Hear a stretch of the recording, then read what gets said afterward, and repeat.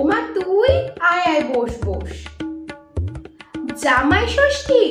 হ্যাঁ জামাই ষষ্ঠীতে আবার যাবো না? তোরা যে কি বলিস, আমার বর আমার মায়ের এত আদুরে জামাই, আমার মা তো আগের বছর থেকেই নিমন্ত্রণ করে বসে আছে।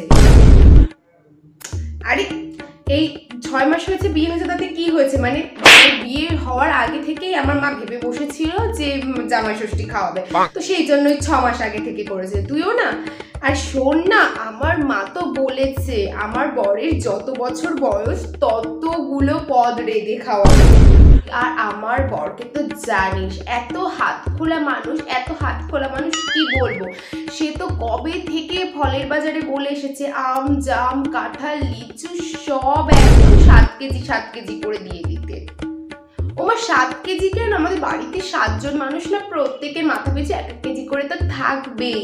আর আমার বর কিন্তু আমার বাবা জামাই ষষ্ঠী বলে শুধু যে আমার মায়ের জন্য নেবে তা না, ও কিন্তু প্রত্যেকের জন্য একেবারে পোশাক নেবে, প্রত্যেকের জন্য সাজার জিনিস। আর আমার বর কি বলবো, ও তো মানে মাছের দোকানে দেখ গিয়ে গলদা চিংড়ি ইলিশ কাতলা পাবদা সব বলে এসেছে।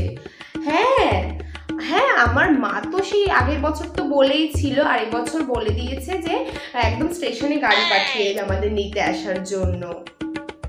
গাড়ি তো পাঠাতেই হবে, এতগুলো জিনিস যাচ্ছে বুঝিস না। আমরা আবার জামাই ষষ্ঠী যাবো না, আমার বর তো আমার মায়ের জন্য একটা সোনার নেকলেসও কিনেছে। হ্যাঁ তো জামাই ষষ্ঠী তো কি হয়েছে, বছরে একবারই তো আসে, এই সময় তো দেবে।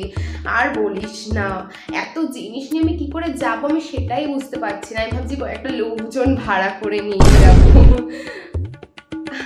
আচ্ছা ঠিক আছে আয় রে।